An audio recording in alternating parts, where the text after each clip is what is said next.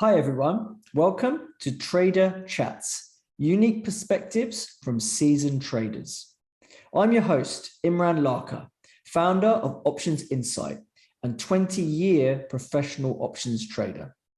As you might know, I became a trading mentor about 3 years ago, but I thought these conversations would be a great way for my students to gain valuable perspectives from some of the professional traders that I know and respect.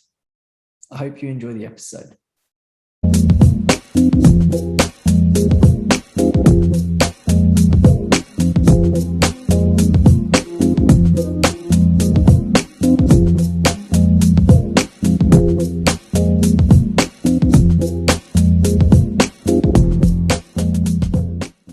Okay, welcome everyone to Trader Chats. Today I've got Anders Armelius here, and the name of today's episode is From Banking to DeFi. And you know, me and Anders overlapped back in the day when I was at Bank of America, and now he's found his way into the crazy world of crypto. So I thought I'd bring him on so he can share his insights and we can get an idea of what all this DeFi stuff is, because I'm still learning it myself. And I thought, why not bring him on and have this chat? So Anders, why don't you tell us a little bit about yourself, your background, and what you're up to these days? Yeah, sure. So thanks for having me on. I'm also not like, I'm quite new to this DeFi thing, but I've gotten really into the weeds of it. So basically my background is I spent 10 years in the financial industry in London doing various things. I was both on the buy side and the sell side. So my kind of like take on the markets and whatever comes more from a buy side type of thing, like a portfolio manager's type view into things. It's the way I do things now. And I left banking, I think it was in 2015. Since then, I've just been kind of doing my own thing. I've basically some kind of, like I said, a portfolio management type view on managing a portfolio. So you were mainly in stocks before, I guess, right? Mainly in stocks and like bonds and kind of like a diversified approach to just keep staying afloat. And then I had some derivatives kind of overlay, I would call it, on top of that. Okay. Like some short roll stuff, put spread collars, maybe some call overwritings, that type of thing. But on top of the bulk being like a traditional. So when did you venture into crypto then? Yeah, so crypto, I started out thinking crypto was kind of like, interested in it, but basically just a bit of a Ponzi scheme type thing. So I kind of discarded it for a long time. And then I think a combination of people just talking about it, hearing about Ethereum and smart contracts, and then actually one of your videos about Deribit, trading options on cryptocurrencies. All of that kind of got me like dipping my toe in the water.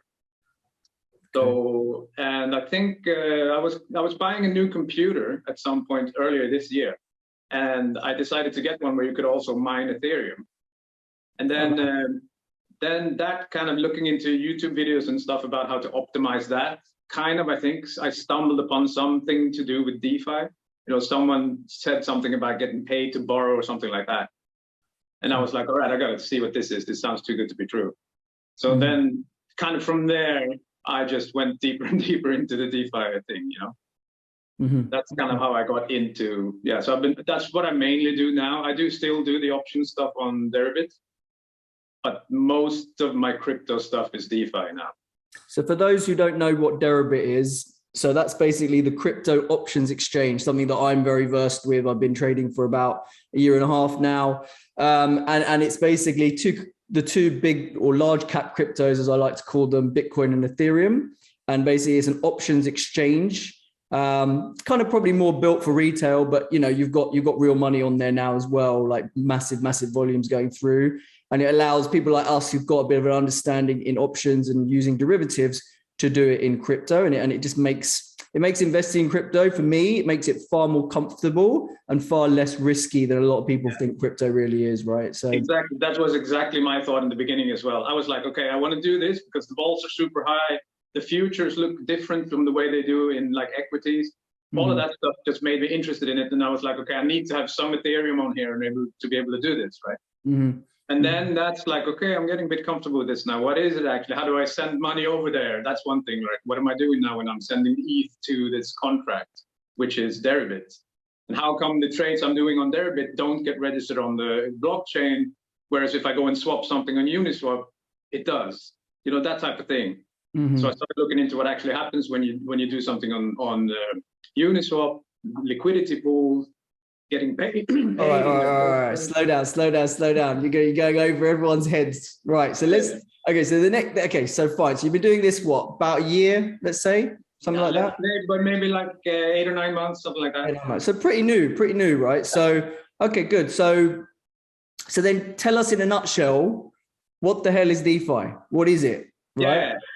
So DeFi, what is it? To me, it's basically a copy, if you will, of the traditional banking system on the blockchain. So you got like banks, insurance, market making,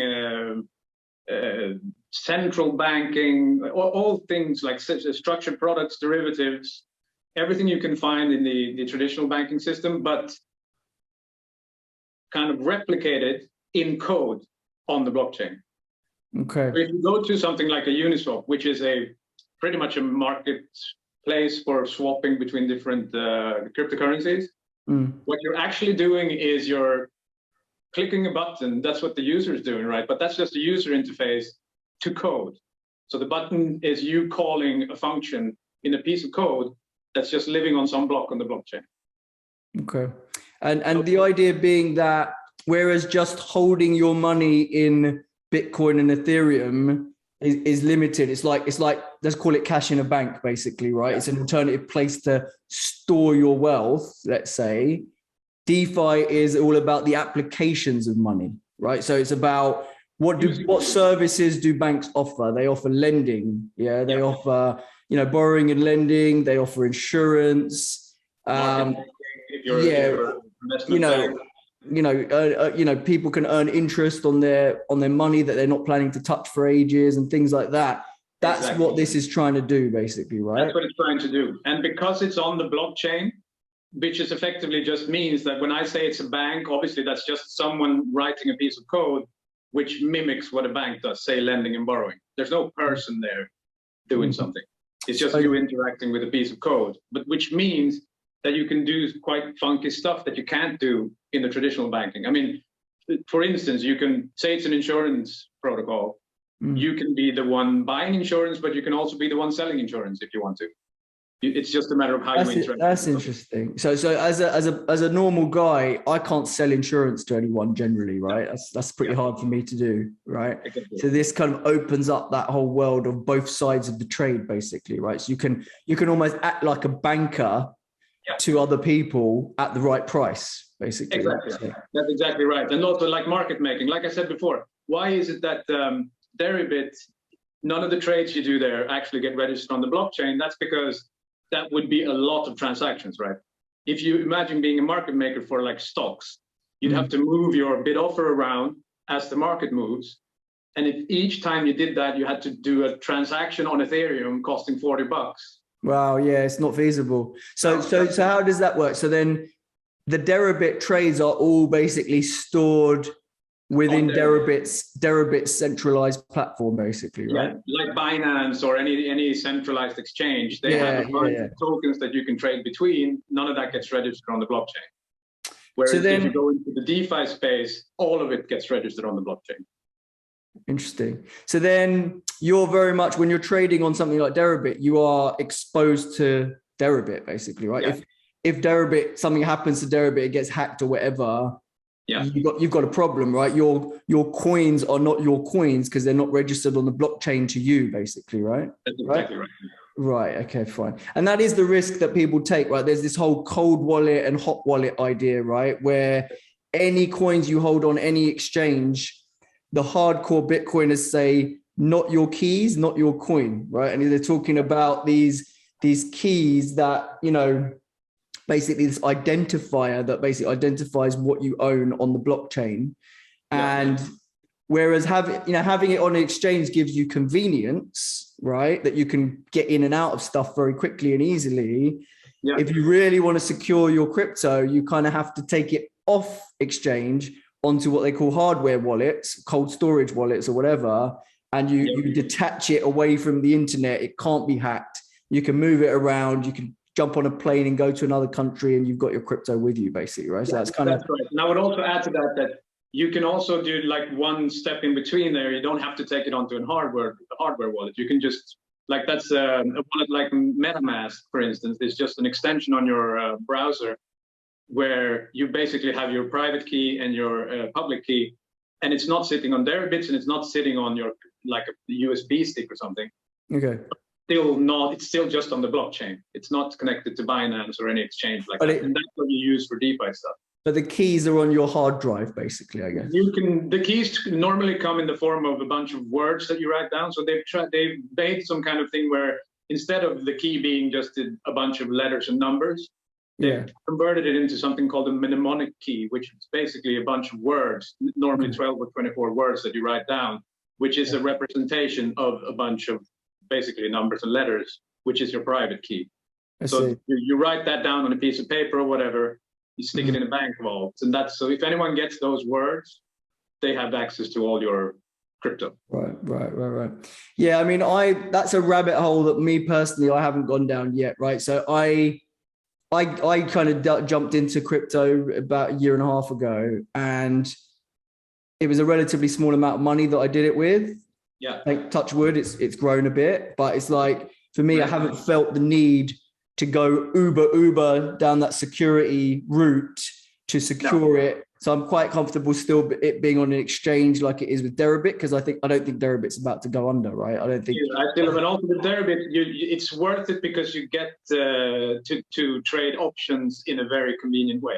Yeah, exactly. So you kind of need to have an amount of equity there to play around in the option space anyway. So I kind of have to have something parked there. I mean, I do have other exposures via stocks within mining stocks in crypto and things like that, which again, give me access or exposure, and I don't have to be the custodian of that Bitcoin. So that's kind of how, and I find that to be tax efficient as well. But anyway, we're going a little bit off topic. So let's now, so my question to you then is, so you've got all this stuff popping up in DeFi that's kind of trying to offer services that regular banking system offers. So is this, in your view, is this really going to disrupt the banking system to the extent that some people are calling for, right? You've got people like Jim Bianco saying this is a game changer and banks are screwed, right? Yeah. Would you agree with that? I mean, I agree that it's a game changer for sure. I don't think banks are going to be screwed, because I think if it gets through like all this regulatory scrutiny that it's under now, I think if it gets through, I think it will get through. It will get regulated and stuff. But when it's through, let's say that instead, I think banks will adapt to that and start using this technology because it's just so much more efficient. And I can imagine a situation where like my parents or people who don't care about crypto don't notice that when they're dealing with their bank, they're actually dealing with something on the blockchain. Oh, that's interesting. Okay, so the banks almost become the middleman. Yeah, they kind of stay middleman, because that's the other thing. It's supposed to be decentralized, this DeFi, like decentralized finance. Yeah. But there's always, and it is in a way, but there's always some developer behind things, right? They have to update contracts every now and then if they change something or that type of thing. So there are always these people kind of managing it anyway. So it's arguable how decentralized it actually is. Some things are really, really decentralized, and that's the point of it. Like some blockchains, like the Terra blockchain, for instance, which is a blockchain here completely separate from Ethereum, but it does smart contracts. That blockchain, the people who are behind that are currently it's very centralized, because there is this Terraform Labs, maybe it might even be a company, I don't know, which is basically guiding the whole thing. But they've said that in the future, our goal is to just let this go, and it should be literally just on its own out there. That varies between blockchains. Solana, for instance, is not like that at all. It seems to me, at least, it's pretty much managed by the FTX the guy, the exchange in the US. Yeah, well, it's had an amazing run recently, Solana. Yeah. And then people are like wondering, is this going to be an Ethereum killer? But then it had this massive outage recently, which then made people think, oh, maybe not. It can't even handle a little bit of volume, basically, right? So this is the problem with a lot of these smart contract contracts are having, basically these cryptos that are all about smart contracts, is that the minute they become actually popular because people think they've got a future, they just get clogged up, right? And because like Ethereum, you have to pay like $700 for a transaction if it's really clogged up or something. Yeah, that's pretty crazy. But I think Ethereum, obviously, because it's been around longer, it's got the most adoption, and they're working on this massive like 2.0 upgrade, whatever, early next year. Yeah, I guess they know what they need to address, right? They know what. Yeah, no, definitely. I'm very bullish Ethereum in the long term, but at the moment, I'm not really using Ethereum at all for this DeFi stuff. I'm on all these other like Solana, like Avalanche, like Terra, like Harmony One. There's loads of them, right? Phantom. I just go where the rates are, pretty much. That leads me onto my next question to you, which is, with so many projects and so many tokens out there in this space, how the hell do you decide what to invest in? Yeah, that's a good question. I mean, it's a little bit that probably is a bit of a stumbling block or like a barrier of entry to people, I think, because at this stage, I'm in loads of Telegram groups. I follow loads of people on Twitter. I watch lots of YouTube channels and that type of thing to see where the next big thing is going to be. And when I say the next big thing, that is like when I started doing this on Polygon, which is a side chain to Ethereum, because the fees there are pretty much non-existent. You pay in their token, which is the Matic token, rather than Ethereum, and you pay like something. I don't even care when I click transmit on the button, right? Because it's so little money. It's like a fraction of a cent or something. So, but the reason I started there was because two platforms, which were basically a bank platform called Aave and a stablecoin swap platform called Curve, they were offering like a reward for people to use their platforms on the Matic Polygon blockchain. So there's incentives to use them, basically. Yeah, so they put in like, I think it was $30 million spread out over a year, where there was a concentration of that in the first month or something like that. So that's when you got these ridiculous yields for putting money into, basically, which is pretty much just depositing into a bank. You got paid like, I can't remember, I think it was like 25% or something on dollars, on a stable coin. But like, how long is that money then locked up for when you put that money in there? Oh yeah, you could take it out tomorrow if you wanted to. It's just basically, again, it's interaction with a function on a smart contract. So you're just saying, call this function, which is move money from my wallet, my MetaMask, to this contract. Now it's sitting there. And then if that function that you're using doesn't have any kind of lockup thing, there are places that do that, but not most of them don't. And mostly the lockups are for staking to verify a blockchain, like when Ethereum moves to proof of stake. Yeah, there you're going to have them locked up probably for like, I don't know, 21 days or something. But this, you just basically deposit your money, you see what rate you're going to get on the screen, right? And then the reason it's so high is because you deposit, say you deposit your Ethereum there, you probably get like 0 point something percent in Ethereum. But because they had this thing on the like a reward program on the Polygon, the bulk of that 20%, all the rest of it pretty much, was paid in the Matic token. Okay. So if you wanted to get the 20%, you'd have to swap that Matic every day or as often as possible back to dollars or to Ethereum or something. Okay, I see. But it's basically, it sounds like they've just got this big. It sounds like they've just got this big budget of money to give away to encourage funds into their ecosystem, and then the plan is they're hoping a certain amount of those funds will be sticky and just stay within their ecosystem, right? And allow them to grow and allow them to build. Is that fair to say? Oh, yeah, definitely. And now, because they're doing exactly the same thing now, literally the same thing, the Curve and Aave on Avalanche, like today or tomorrow or something. I'm just waiting for it to start to move my money over there, because it's probably going to be the same thing. And the weird thing about that as well is you deposit something, right? And you get paid these ridiculous amounts of money. And then you also get paid to borrow money against that as collateral. So talk a bit more about that. Like, how does that work? How is someone paying you to borrow money from you? Let's assume you're just doing this with stable coins, dollars, to make it easy. You put in $100 there in, say, USDC or USDT or some stable coin. So then you get paid, right, some percentage in dollars and some percentage in probably in Avalanche tokens now that it's going to launch on Avalanche. And then you have 100 there, which is basically you can use collateral to borrow against it. And you could, but then borrow USDC as well. So with some loan to value ratio. that the smart contract keeps track of, so that if that loan to value goes above, I don't know, 75, 80%, it'll sell whatever your collateral is to pay off what you've borrowed, right? So that's how the credit risk is kind of managed in the protocol. But so let's say you borrow $50 then against your 100, then you'd have to pay something. Say you pay 2% to borrow, but because they're doing this chunking in, like, and this I think is even more, 130 million or something they're putting into Avalanche. They will give you Avalanche tokens to borrow. So you'll get paid on that 50, say like 25% on that, because you're borrowing. So you're using the protocol on the borrow side as well to incentivize people to borrow.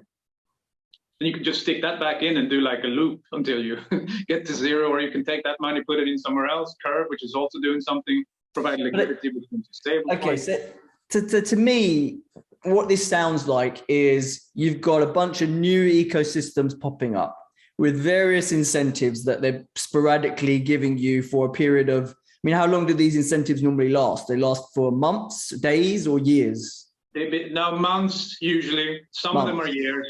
All right, so then, but I guess that what for you being like a bit more of an active trader, it's a bit of an arbitrage basically. What you're basically saying is they're paying the wrong price for my funds to sit with them.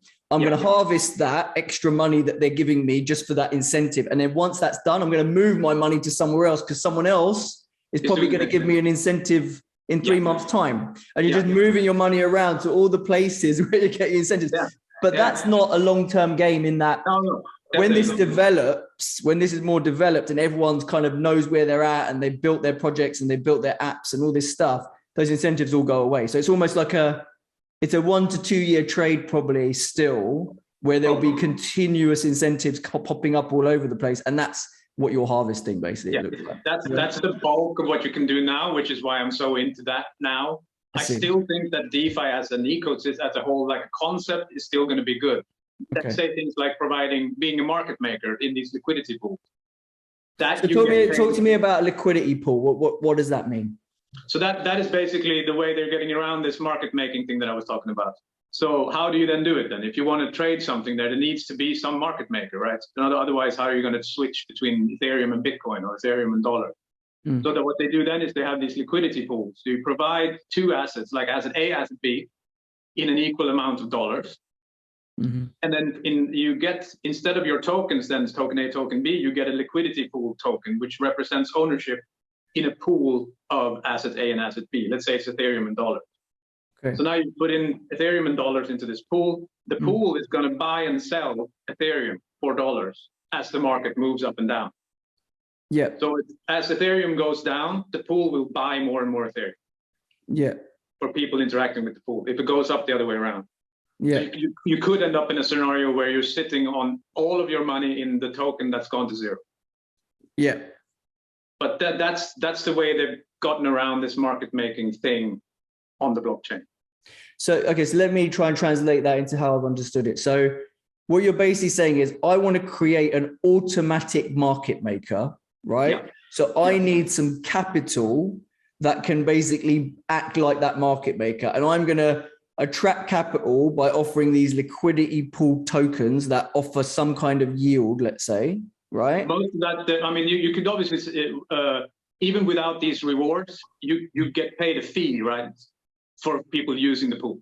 So let's say you get a fee. Okay, but basically that fee is basically you becoming the market maker because you're putting your capital, you're putting your capital at risk. It's like saying, let's say there's a market making firm that is on the exchange making markets all day long, but they've got no capital to start their business. So you invest into their business and you get a return on the market making profits that they generate, basically. Exactly right. But it's all automated without any people, basically. Exactly. It's just a contract that's quite interesting. That's quite interesting. And also you set the fee there, and then with some of these coins, especially these shit coins, like the meme coins, whatever, you can set your slippage, which is effectively how much am I willing to accept the market to move by before I get a trade settled. They can be like 20% or something that they move or something. It's ridiculous, some of these things. But you can also, you can set parameters for the bid offer that you're going to charge. Is that what you mean? No. For the user can say, okay, because what if the market moves around while I'm trying to get this block verified? there's a slippage amount that you're saying, okay, I accept this price that's quoted here now, as long as it doesn't move by more than 50 basis points or whatever. In that case, don't do the trade. Yeah, okay, right. So that's how a user interacts with the liquidity pool to do their trade, basically, right? Yeah. And then also there's a fee. So I mean, if you just look at it as how do these LP tokens grow in value? They obviously change in value with, if Ethereum goes up, even if you're in the pool and you're selling your Ethereum as the price goes up, you still have more than you had when you started, right? Because the price is higher. You just have a little bit less Ethereum. You're just locking some of those gains in by moving them into dollars or something. Yeah, so that's the way you could use this as a strategy as well. If you think the market's going to be range bound, you might as well chuck your stuff in that and get paid the fees. So the swap fees as well, the user, like they set the slippage and there's also a fee. Say the fee is 30 basis points or something for each time you do a swap. That fee goes into the pool, so which is rewarded to the LP token holders. And then on top of that, most places, like AMMs, which is the automated market making protocols, like PancakeSwap on the Binance. I mean, I have to say, these names make me laugh. Like, who came up with the name PancakeSwap? Seriously, did they want to be taken seriously? Like, I mean, no, I don't think so. That's the thing. I agree that those names need to. I don't know what. I mean, PancakeSwap was just, I think, the first such thing on Binance Smart Chain. And that's why it's big now. But Uniswap is not like that, right? Uniswap is more serious looking. Terra, that whole blockchain is built for adults, if you will. So things look a lot cleaner. But anyway, so you do that on PancakeSwap. Then it's a good example because I want to use their token as an example of a risk or whatever you want to call it. You also get a reward. You get the swap fees, but you also get rewarded in the PancakeSwap token, which is the cake token. But then some people keep that cake token. I don't know why. In my view, that cake token has no value in itself. I mean, if I'm on PancakeSwap because they're doing something and you're getting high rewards, I'll take the cake token, but every day I'll switch it into dollar because I don't want the cake token, right? It has no use case really, for at least as far as I can see.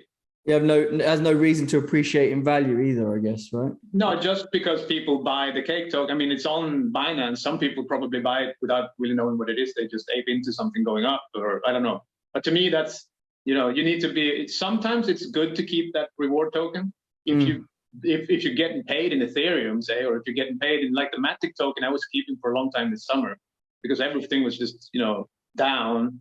The blockchain was really good. It's fast. It's usable. I was thinking, okay, I might as well keep these rewards I'm getting in case the token goes up.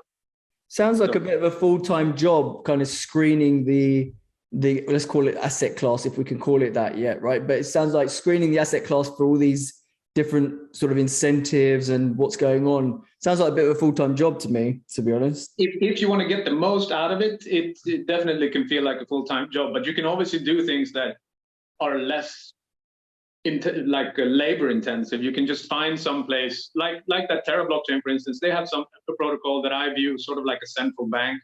Other people have called it like a risk-free rate protocol, but it's called Anchor. And the point of that protocol is to provide a stable yield on stable coins, like something that doesn't move around a lot.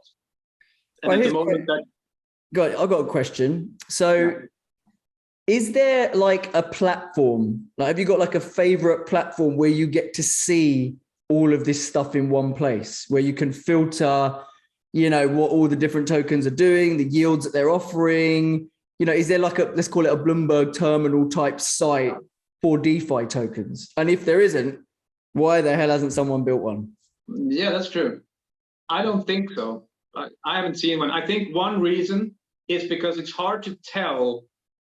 You shouldn't just go where the highest rates are. Like, you can find these even more ridiculous sounding things than PancakeSwap, trust me, where you get Sushi Swap.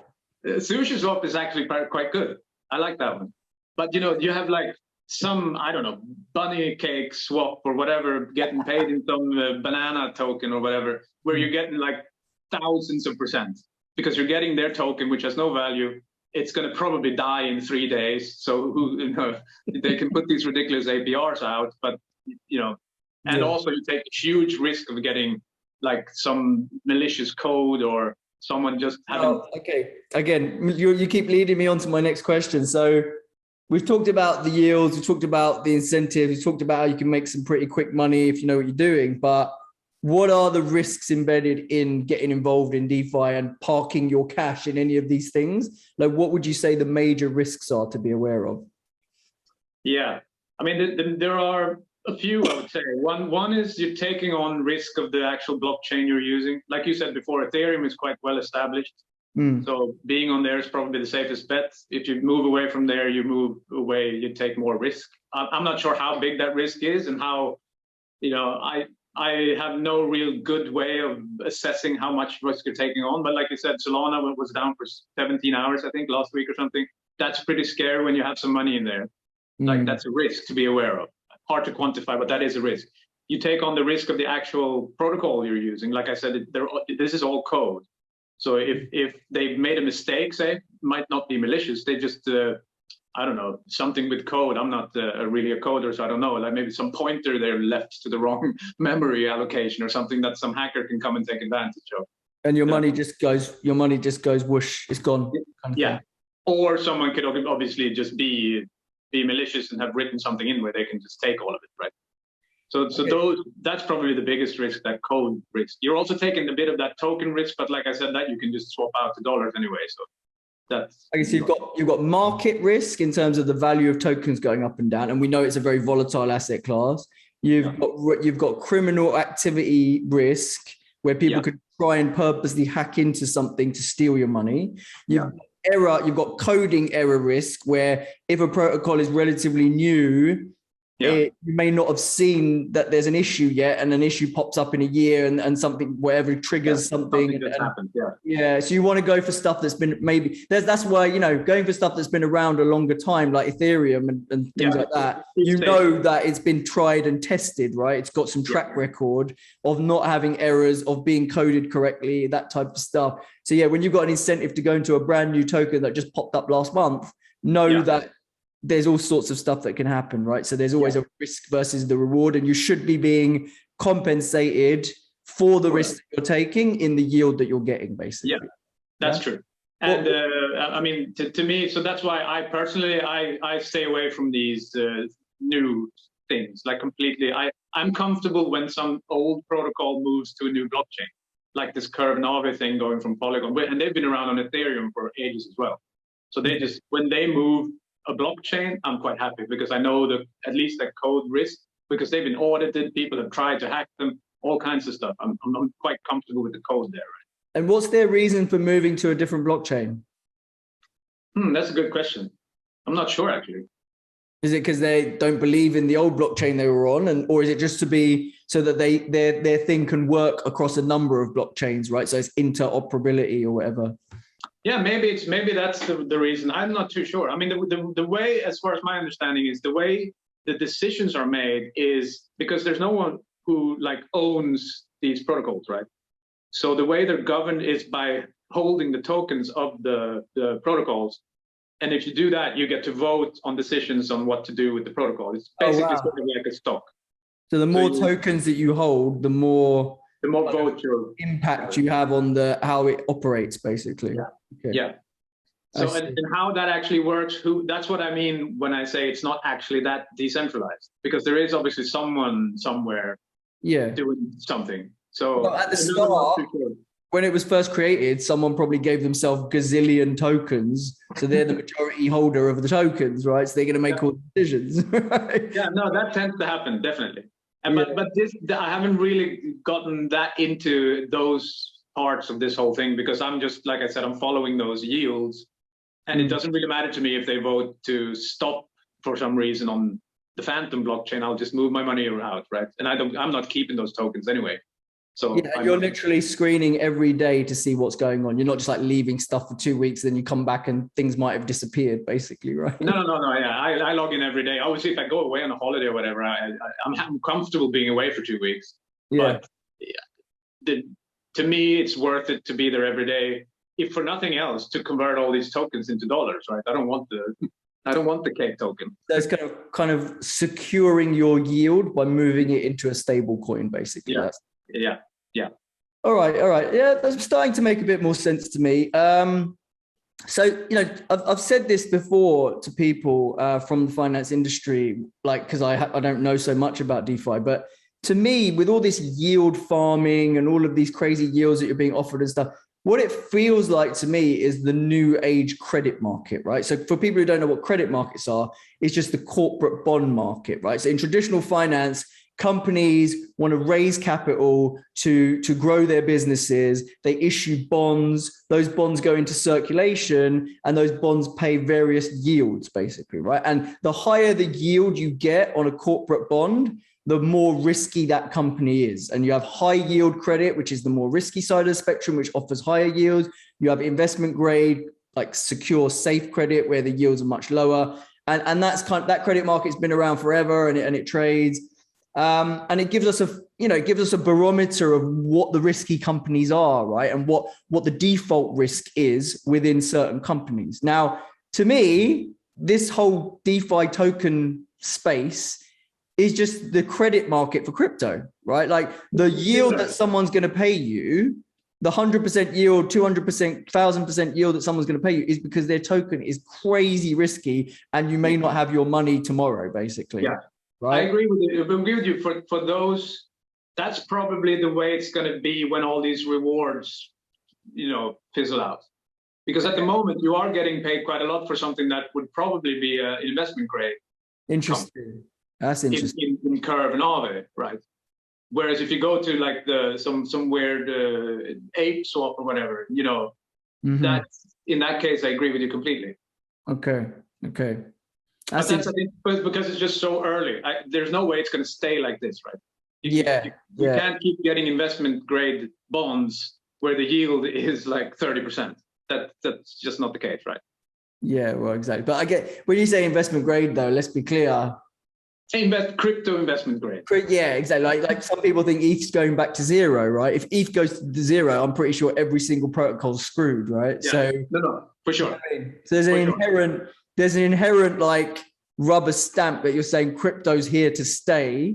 If conditional on that being true, then these tokens are the investment grade tokens. Then a bunch of random tokens are much high yield, let's say. And then you look at the relative yield differentials and you can trade. I just think that this space, ex-credit traders from banking should be all over this. Like this should be because credit market's boring now, right? Where the Fed has stepped in, is backstop the entire credit market. Their QE is basically buying credit to some extent, right? Like they buy treasuries, that money filters through into the bank's balance sheets or whatever it is, bank reserves, whatever, and then it empowers credit traders in banks to just go and buy every piece of kind of corporate credit they can buy because they know that the whole system is backstopped. So it's just taken the price discovery completely out of that market and made it really boring, right? So I'd say credit traders who've got that skill set of knowing how to assess the riskiness of credits, they should be all over this space, right? Yeah,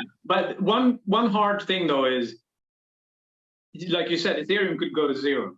Like that default risk, what is it that actually, what is the value of a token? That's always something that I struggle with crypto. There's like, if you take, you could compare it to like a commodity, I guess, or something like gold.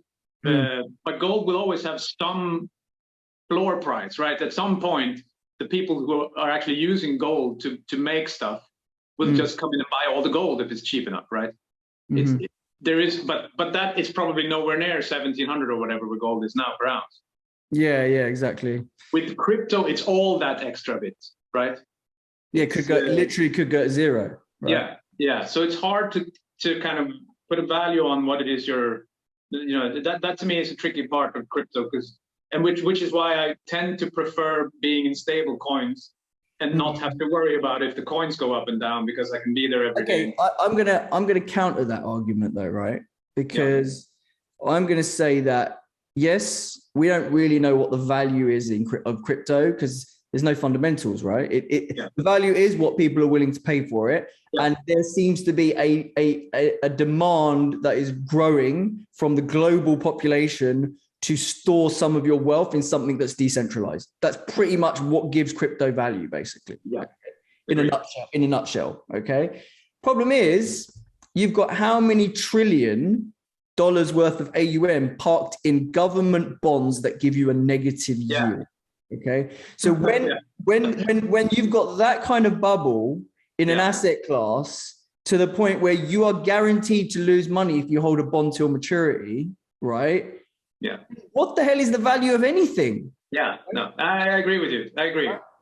So then when you think about that, then it's like, actually, it's not as scary that I don't know what the true value is, because what the hell's the value of anything? Valuations stop mattering the minute we went into a majority negative yield world, which is what we're in right now. Right. Yeah, that's the way I would kind of. No, true. The whole fiat system is kind of like a bit of a crypto valuation game. Like, what is the value of fiat?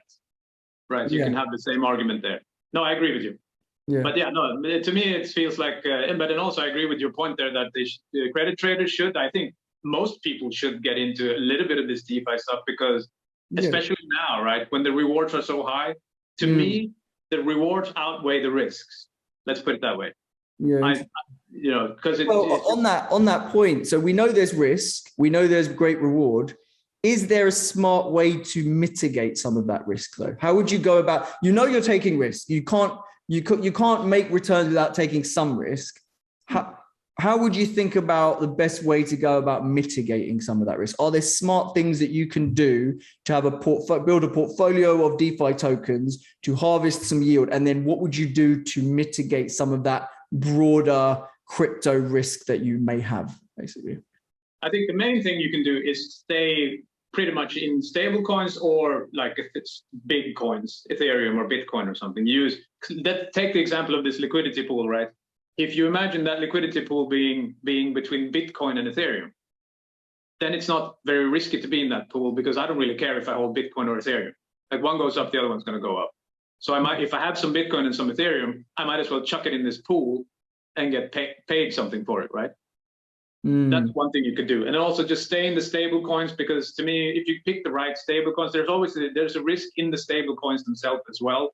Because, Tether, for instance, is backed by, like, I'm not sure what it's backed by. It was even talks about it being backed by Evergrande debt, when that was, so who knows what Tether is. Yeah. So I stay away from Tether. USDC is backed by pretty much dollars held in some bank account somewhere by Coinbase, I think. So that's to me a better stable coin to be in. And what kind of yield do you get on USDC? If you put it in a liquidity pool with some other stable coin, like, so that people can swap between USDC and UST, say the stable coin from Terra, or USDC and USDT, and you do it in the right place, you can get anywhere. I mean, if you do it on, say, SushiSwap or something that's pretty established, you probably get like 2%. If you do it somewhere where you get paid in one of these crazy tokens, you could get, like, there's one pool I'm in now, which I think is pretty risk-free. It's not risk-free, but not that risky. I'm still getting 50% paid in the 50. Yeah, 50. And that's in stable coins.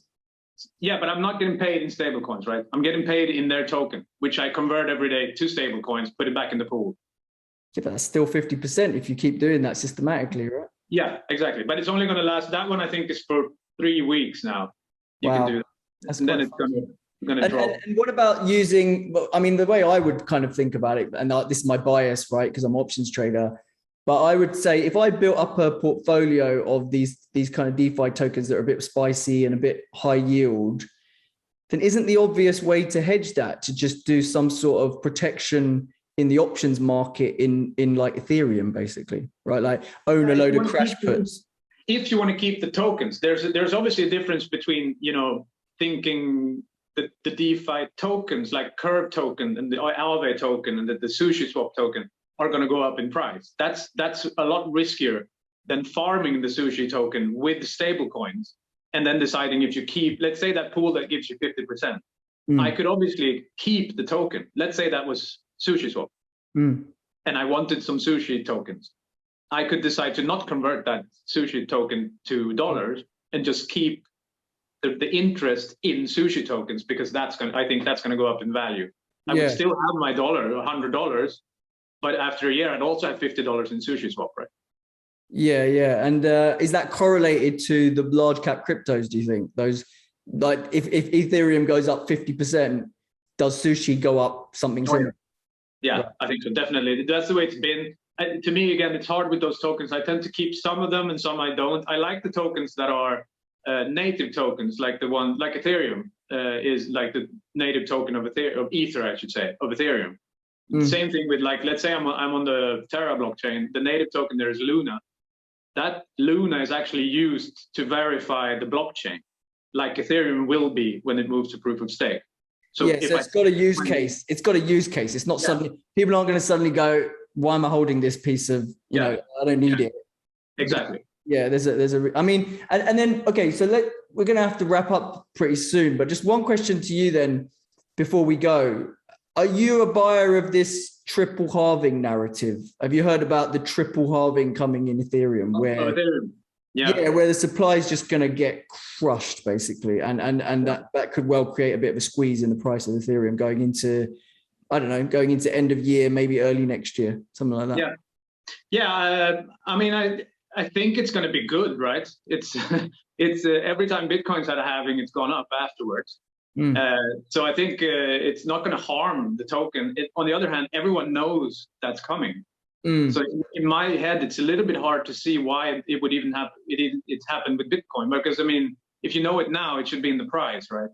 So yeah, I don't know about that logic though, because in my sort of, and don't get me wrong, I haven't been trading crypto since 2015 or anything, right? But it does seem like these events that the whole world knows about 6 months in advance, when they actually happen, there is a price reaction. Like, for example, the EIP upgrade 1559, we all knew about it, and and the date on it just kept getting rolled and rolled. But once we knew the date, when it happened, that triggered a rally in ETH from 2,000 to 4,000 within a month. So it happened, right? And you're right about that. You're right about that. I mean, I don't know. It's hard to say, because you also have these other things that are like buy the news, sell, buy whatever, you sell the actual event.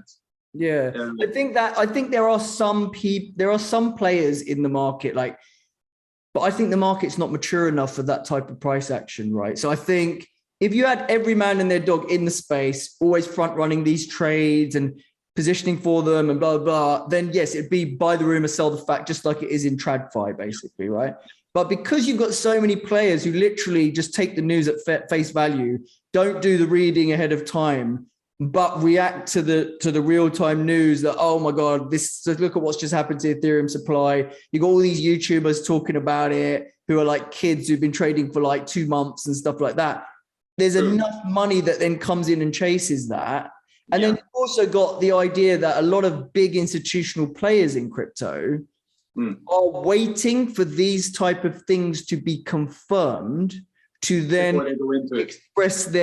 allocate their capital. Because it's almost like, if we don't get the upgrade, basically getting the upgrade de-risks that token for me, basically. That's a very good point. I've never thought about it that way. I definitely agree with that. I think that's probably right. I mean, to me, I'm holding Ethereum. I'm not going to sell it until that happens. Probably not even after that. I think it's going to go up in value, right? So so in that sense, I definitely think it's a buy. I think you have a point there. That's probably true. You do see that with, like I said before, even when I said with this cake token, if it's on Binance, some people will just buy it without even knowing what it is. Right? And if it's, then they see some news about this cake thing, then they're going to buy it even more. So I think you're probably right about that. It's a good point. It's a good point. Cool. All right, I think we need to wrap it up. We've been chatting for a while, so really appreciate you coming on the podcast. It's been enlightening for me. Hopefully, it's been informative to the listeners. And take care of yourself and good luck with all this stuff. I hope it goes well. Yeah, same to you. Thanks for having me. All right, take care, mate. Take care. Bye. Thanks for joining us today. I hope you enjoyed the episode. To learn more about Options Insight and our trading community, please visit us at www.options-insight.com, or you can subscribe to our YouTube channel and also follow us on Twitter at options_insight. Until next time, thanks.